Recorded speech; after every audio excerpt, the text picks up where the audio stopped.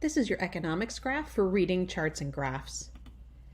In economics, we're going to read a lot of different charts and graphs and look at various data and see if data is going up or down or what kinds of trends we see in the economy. So these are some tips and tricks for reading charts and graphs if you haven't had to do this for many classes. So you obviously want to look at the title first. A lot of times the title will give you a hint as to what kind of the main idea of the graph is about. Next, if it's a chart, you want to look at the legend. Sometimes if it's a map, there are different shaded areas or colors that you can look at. Sometimes those colors of the legend talks about different years, different spending patterns. If it's a graph, you're going to have two axes, a vertical axis and a horizontal axis. And then the data on the graph will tell you whether the information either has a positive correlation or a negative correlation.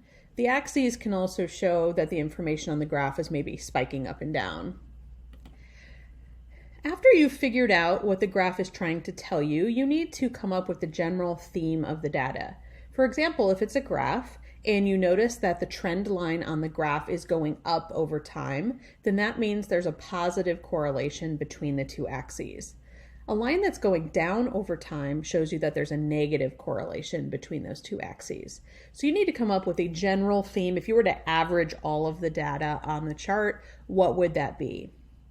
Once you've done that, then you can pick out specific data points. There might be something there that's really interesting you want to talk about. Let's say it's a historical graph and you know something from US history that happened, and that might be affecting some of the economic data on the graph. You can always point that out.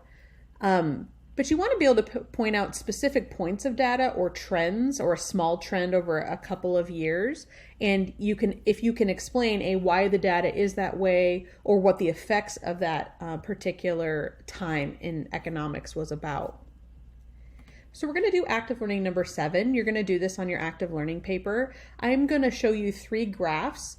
These are both on your guided notes and in this video.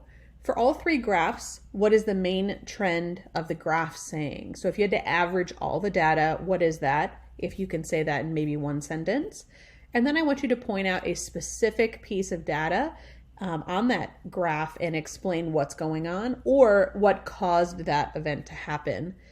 On the video here, I'm going to show you all 3 graphs. You can feel free to pause the video so that you can complete your active learning.